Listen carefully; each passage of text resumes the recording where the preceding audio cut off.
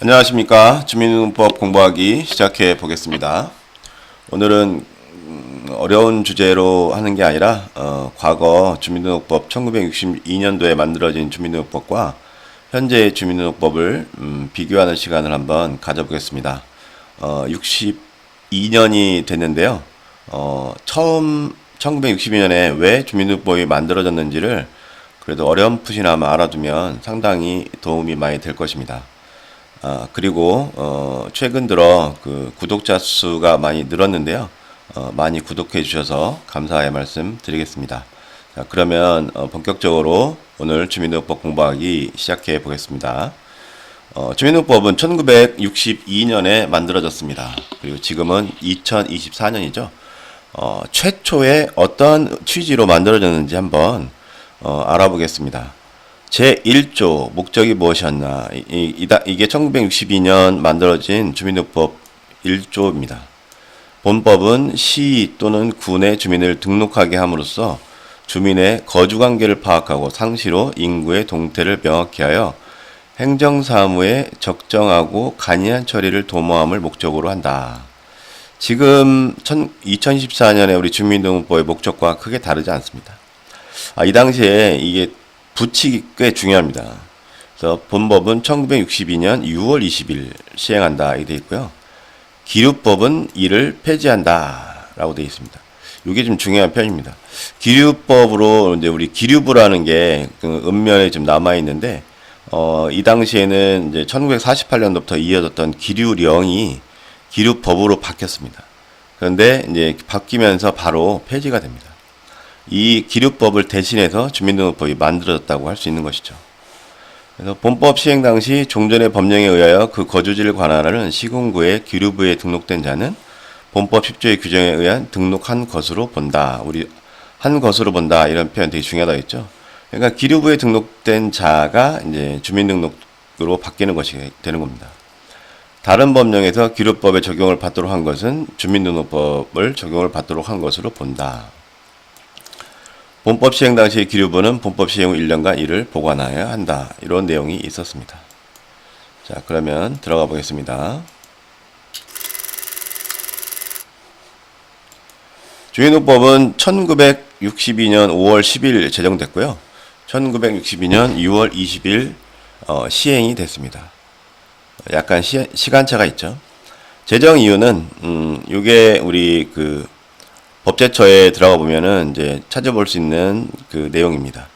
주민의 거주 관계를 파악하고 상시로 인구의 동태를 명확히 하여 이렇게 하여 행정사무에 적정하고 간이한 처리를 도모하는 것이다. 목적과 동일하죠. 이게 제정 이유입니다. 주민등록에 관한 사무를 시장 또는 읍면장이 관장하도록 한다. 자, 등록 대상자는 주민등록 대상자는 30일 이상 거주할 목적, 우리 이거 되게 중요하죠. 30일 이상 거주할 목적, 이때부터 나왔습니다. 일정한 장소 또는 거소를 갖는 자로 한다.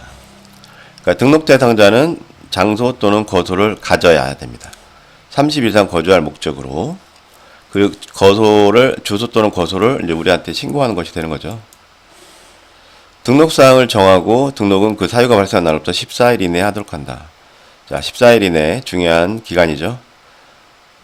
정정사유가 발생하면 전입 거주지를 이동하면 14일 이내에 신고하도록 한다. 이 규정. 세대 이동 등의 신고는 구술 또는 서면으로 하며 신고된 내용이 사실과 상이한 때에는 그 사실을 조사하도록 한다. 기류법을 폐지합니다. 자, 이런 내용이 당시 제정 이유였습니다. 지금 내용과 크게 다르지 않습니다.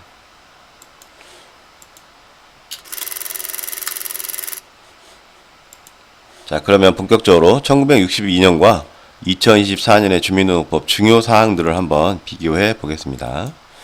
1조 목적. 본법은 시 또는 군의 주민을 등록하게 함으로써 주민의 거주관계를 파악하고 상시로 인구의 동태를 명확히 하여 행정사무에 적정하고 간이함 처리할 도모함을 목적으로 한다. 자, 지금은 어떻게 바뀌었죠? 이 법은 지방자치단체, 그 당시에는 지방자치가 없었지만 지금은 지방자치가 있습니다. 지방자치단체의 주민을 등록하게 함으로써, 자, 등록하게 한다는 거죠. 주민의 거주관계를 등 인구의 동태를 명확히 파악하게 하여 이렇게 함으로써 무엇을 목적으로 한다? 주민 생활의 편익을 증진시킨다. 이게 아주 중요한 목적이 됩니다. 그래서 이것이 바로 이제 복지 업무와 연관된다라고 여러분들이 생각하셔도 무방합니다. 행정사무를 적정하게 처리하도록 하는 것 같은 목적이죠. 요게 추가가 된 게 아주 큰 의미가 있다고 보시면 됩니다. 6조 대상자, 지금도 6조 대상자입니다. 이때 당시 조문이 좀 둔탁하다고 보면 되겠죠. 좀 거칠고 표현이 주술 관계가 좀 불분명합니다. 30일 이상 거주할 목적으로 일정한 장소에 주소 또는 거소를 갖는 자, 지금 같죠. 본법의 규정에 의하여 주민등록을 하여야 한다. 단 영내에 거주하는 군인과 대한민국에 주재하는 외국의 군인, 외교관이나 영사 및 그 수원과 가족 또는 외국 정부의 공무로 대한민국 체류하는 외국인은 예외로 한다. 자, 영내에 거주하는 군인은 이때 당시에 주민등록에서 제외됐었네요. 좀 다른 부분입니다. 이게 지금은 어떻게 되어 있나요? 시장군수구청장은 이게 주어입니다. 주어 그 다음에 등록하여야 한다. 서술어. 어떤 조건이죠? 30 이상 거주할 목적으로 그 관할 구역에 주소나 거소를 가진 다음 각호의 사람을 이 법의 규정에 따라 등록하여야 한다. 다만 외국인은 예외로 한다. 자, 외국인은 다른 법률에서 다루고 있죠. 출입국관리법이죠. 출입국관리법을 통해서 법무부 출입국관리사무소에서 관리하고 있는 것입니다. 크게 다를 건 없습니다. 좀 더 구체적으로 바뀌었다고 볼 수 있죠. 지금은 거주자, 거주불명자, 재외국민으로 체계화시켰습니다. 자, 1항의 등록에서 영내에 기거하는 군인은 그가 속한 세대 거주지에서 세대주의 신고에 의하여 등록해야 한다. 뭐 이런 표현이 있는데요. 지금 이 표현은 사실 별로 지금 우리 현실에 맞지 않습니다. 영내에 기거하는 군인을 주민등록할 일이 별로 없죠. 이미 다 주민등록이 돼 있는 상태에서 군대를 가기 때문에 특별히 이 법이 지금은 크게 의미가 없다고 보여집니다. 하지만 이 당시에는 주민등록을 최초로 할 당시이기 때문에 군인들이 영외에 가족이 없을 경우 혼자 있을 수 있다는 겁니다. 그래서 일단은 예외로 했었는데요. 나중에 이 군인도 주민등록하는 방식으로 들어오게 됩니다. 그거는 이제 68년도 개정법률 이유를 보셔야 됩니다. 여기서 그 주소나 거소 이런 표현을 쓰는데 사실은 민법에서는 뭐 한 개 이상의 주소를 줄 수 있다 이런 표현도 있지만 주민등록법에서는 하나의 주소만 써야 됩니다. 그래서 주소나 거소 사실은 이 표현도 사실 어디에서도 찾아보기 좀 어려운 어떻게 적용해야 될지 좀 애매한 그런 내용이 있습니다. 그래서 크게 의미를 둘 필요가 별로 전 없다고 생각합니다. 주소가 매우 중요하죠. 자, 다음 장 넘어가 보겠습니다. 이번에 7조를 보겠습니다. 1조, 6조, 그 다음에 7조인데 7조의 주민등록표의 작성 62년도도 마찬가지죠. 주민의 등록사항을 기재하기 위하여 주민등록표를 우리가 가장 중요한 거죠. 세대별로 작성 비치한다. 자, 세대라는 단어가 여기서 처음으로 나오죠. 네. 현재 주민등록법은 7조 주민등록법이 이렇게 되어 있습니다. 시장군수구청장은 주민등록사항을 기록하기 위하여 전자정보 시스템, 주민등록 정보 시스템이 정확한 표현이죠. 개인별 및 세대별 주민등록표와 세대별 주민등록표 색인부를 작성하고 기록관리 보존해야 된다. 2. 개인별 주민등록표는 개인에 관한 기록을 종합적으로 기록관리하며 세대별 주민등록표는 그 세대에 관한 기록을 통합하여 기록관리한다. 이게 다르게 구분되어 있습니다. 삭제, 이것도 이따가 설명을 좀 드릴게요. 주민등록표와 세대별 주민등록표 색인부의 서식 및 기록관리 보존 방법 등을 필요한 사항은 대통령령으로 정한다. 현재 이 7조에 보면 요게 써 있는데요. 2016년 5월 29일 법률 제 14191호에 의하여 2015년 12월 23일 헌법재판소에서 헌법 불합치 결정된 2조를 개정한다. 그러니까 2015년 12월 23일 결정된 사안으로 2016년 5월 29일 날 개정을 했는데 요 법조문을 삭제했습니다. 이걸 한 번 더 뒤에서 살펴볼게요. 8조 기재사항. 근데 우리는 등록의 신고지 원칙 이렇게 바뀌었죠. 주민등록부의 기재 또는 기재사항의 변경이나 말소는 관계인의 신고에 의하여 이를 행한다. 주민등록부의 기재사항 강령으로 한다. 이건 뭐 좀 무슨 말인지 모르겠더라고요. 자, 등록의 신고지 원칙. 우리가 주민등록법은 신고주의가 원칙이야. 늘 이런 말 쉽게 하는데 바로 이 8조에서 나온 말입니다. 주민의 등록, 주민등록과 등록사항을 정정하는 등록, 그리고 말소하는 등록은 주민의 신고에 의한다. 이 법에 특별한 규정이 있으면 예외로 한다. 자, 그래서 신고가 원칙입니다. 신고가 원칙이고 예외적으로 직권으로 처리를 하는 것입니다. 자, 위에서 개인별, 세대별 주민등록표는 주민등록표라 한다. 이렇게 표현되어 있죠. 이게 중요한 표현입니다. 그다음에 세대별 주민등록표 색인부 또 다르게 되어 있죠. 이래서 개인별 및 세대별 주민등록표도 열람할 수 있고 세대별 주민등록 색인부도 열람할 수 있습니다. 그런데 열람 방식이 다릅니다. 그래서 좀 밑에 정리해 봤는데요. 세대별 주민등록표 색인부란 세대 명부, 전출자 명부, 전입자 명부를 말합니다. 이에 대한 열람은 시행규칙 6조 3항의 규정을 따르면 됩니다. 다르죠? 네, 개인별, 세대별 주민등록표 열람은 주민등록법 29조에 의합니다. 그래서 29조의 제목이 주민등록표 열람 또는 주민등록표 등초본 교부 신청이잖아요. 그래서 열람 신청을 할 수 있는데 그 열람 신청은 주민등록법 제29조에 따릅니다. 그런데 요 세대별 주민등록 색인부는 시행규칙 6조 3항의 규정을 따릅니다. 각기 다르다는 것을 이해하고 법률을 보시면 한결 쉽게 이해될 것입니다.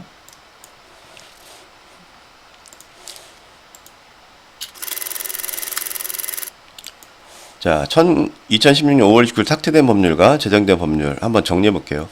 헌법 불합치 결정이 나왔다는 것은 우리 법률을 가지고 헌법재판소에서 한번 다뤘다는 얘기거든요.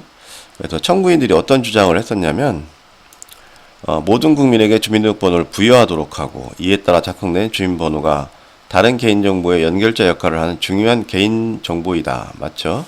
임에도 불구하고 심판 대상 조항에서 주민등록번호가 불법 유출된 경우 등과 같이 주민등록번호의 잘못된 이용에 대비한 주민등록번호의 변경에 대하여 아무런 규정을 두지 아니한 것은 개인정보 자기결정권에 침해하는 것이다 라고 청구인들이 주장을 했습니다. 그래서 판시를 어떻게 했냐면 개인별로 주민등록번호를 부여하면서 주민등록번호의 변경에 관한 규정을 두지 않은 주민등록법 제7조가 개인정보 자기결정권을 침해하는지 여부를 적극적으로 검토를 한 것이고 침해한다고 본 것입니다. 그래서 헌법 불합치 결정으로 삭제된 법률이 뭐냐면요. 주민등록법 7조 3항입니다. 시장군수구청장은 주민에게 개인별로 고유한 등록번호를 부여해야 된다. 그래서 주민등록번호를 변경할 수 없었습니다. 하나의 고유한 주민등록번호를 부여하기 때문에 다만 정정만 있었죠. 그런데 이제 불법 유출된 경우 잘못 이런 것들 때문에 변경을 해야 될 필요성을 이 법 체계에 두려고 했던 것이기 때문에 요 규정 7조 3항의 규정을 삭제하고 새로운 제7조의 4 주민등록번호 변경 제도를 만든 것입니다.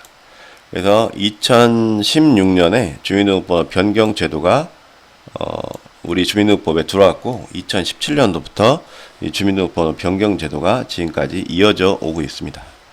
그래서 다음 각호의 언어에 해당하는 사람은 대통령과 정하는 바에 따라 이를 입증할 수 있는 자료, 주민등록번호 유출로 인해서 피해를 입었다는 사실을 자료를 제출하면 주민등록번호 변경 신청을 할 수 있다라는 제도를 만들어 둔 것입니다. 이게 헌법재판소 헌법 불합치 결정으로 이런 사례가 있었다는 걸 한번 기억해 두시기 바라겠습니다.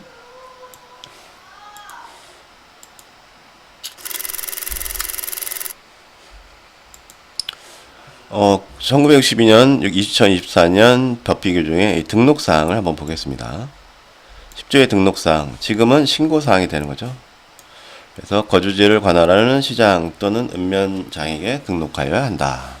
시장군수, 구청장에게 신고하여야 된다. 비슷한 말이죠. 성명, 성별, 생년월일. 자, 성명, 성별, 생년월일. 그 다음에 본적. 이게 성명, 성별, 생년월일, 등록기준지. 우리가 주민등록을 하기 전에 출생신고를 해야 되죠. 출생신고할 때 성명, 성별, 생년월일, 본적이 신고가 되는 것입니다. 그래서 이 성명, 성별, 생년월일, 본적과 동일하게 주민등록을 다시 또 신고하는 거기 때문에 이걸 가족관계등록부와 다르게 신고할 수 없습니다. 그래서 출생신고한 내용이 곧 이 성명, 성별, 생년월일, 등록기준지가 출생신고와 동일하게 주민등록 신고에 반영이 돼야 되는 것이죠. 그래서 그 당시와 비슷합니다. 세대주와의 관계, 합숙사에 있어서는 그 관리 책임자를 신고해야 됩니다. 관리 책임자가 신고도 해야 되겠지만 이 신고하는 사람은 관리 책임자가 누구인지를 신고해야 된다는 얘기죠. 그 다음에 7조 주소, 8. 본적이 없는 자 또는 본적이 분명하지 아니한 자는 그 사유, 대한민국의 국적을 가지지 아니한 자는 그 국적명 또는 국적의 유무. 근데 외국인을 제외한다는데 이 표현이 왜 있나 잘 모르겠더라고요. 전입 또는 퇴거의 경우는 전입 전의 주소 또는 행선지와 그 연월일. 지금 이거 비슷하죠. 여기서 좀 중요한 게 등록기준지입니다. 요 성명, 성별, 생년월일과 등록기준지. 그래서 이게 없으면 주민등록을 못 하거든요. 그래서 이게 반드시 있어야 주민등록을 할 수 있는 겁니다. 결과적으로는 가족관계등록부가 만들어져야 주민등록 신고할 수 있다는 내용과 동일하죠. 그리고 또 주소, 마찬가지 주소가 있어야 신고합니다. 때문에 해외에 있는 사람은 주민등록 신고를 할 수가 없는 겁니다. 국내에 주소가 있어야 된다는 뜻이죠. 자, 대한민국의 국적을 가지지 아니한 자는 그 국적명이나 국적의 유무. 우리 이제 세대별 주민등록표에 외국인 배우자를 기록할 수 있잖아요. 그 사람들의 국적명과 국적 유무를 기록할 수 있습니다. 그리고 10번은 거주지를 이동하는 경우에 전입신고를 말합니다. 전입 전의 주소 또는 전입지와 해당 연월일을 기록해서 우리한테 신고해야 됩니다. 10조에서 요 2항이 1962년 없다가 지금 들어왔잖아요. 누구든지 1항의 신고를 이중으로 할 수 없다. 여러분들이 주민등록법 업무를 할 때 이게 어마어마하게 중요하다는 것을 인식하시고 업무를 하셔야 됩니다. 그래서 우리가 말소자의 재등록, 거주불명자의 재등록 때 신원조회를 하는 이유 이런 걸 봤었잖아요. 그 신원조회 하는 이유가 바로 이 이중등록을 막기 위해서입니다. 주민등록법이 존재하고 이 주민등록법을 우리가 국민들에게 신고 의무를 부과하고 이 주민등록표를 관리하는 이유는 이 이중등록, 누구든지 한 사람이 두 사람 행세를 한 사람이 두 번을 신고할 수 없게끔, 그래서 한 사람이 두 사람 행세를 할 수 없게끔 하려고 하는 것입니다. 이게 어마어마하게 중요하다는 걸 여러분들이 꼭 기억하시고, 말소자든 거주불명자든 이중등록이 되지 않도록 우리가 철저한 그 시스템을 갖춰야 된다라고 생각하고, 그것에 여러분들이 좀 신경을 써야 된다고 생각합니다. 자, 오늘 마지막 내용은 등록의 의무자. 뭐 이런 내용이 있습니다. 한번 1960년 거랑 지금 거랑 한번 비교를 해보시기 바라겠습니다. 신고 의무자는 다음에 한번 좀 더 다뤄볼게요. 오늘은 좀 시간이 많이 돼서 여기서 마치도록 하겠습니다.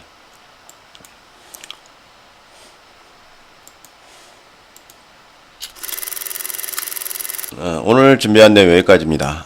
다음에도 1962년과 2024년의 주민등록법을 비교하는 내용을 한 번 더 정리해서 말씀드려 보겠습니다. 이상 마치겠습니다. 즐거운 주말 되시기 바라겠습니다.